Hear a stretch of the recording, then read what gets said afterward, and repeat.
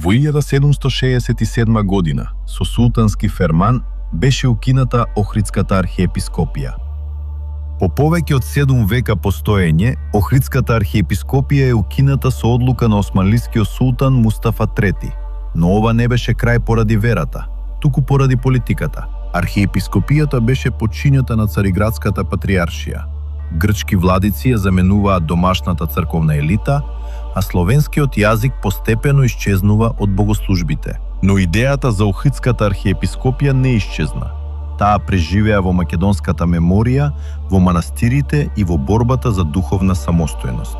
Во 1967 година, поточно 200 години, традицијата на Охридската архиепископија како македонска православна црква повторно оживува.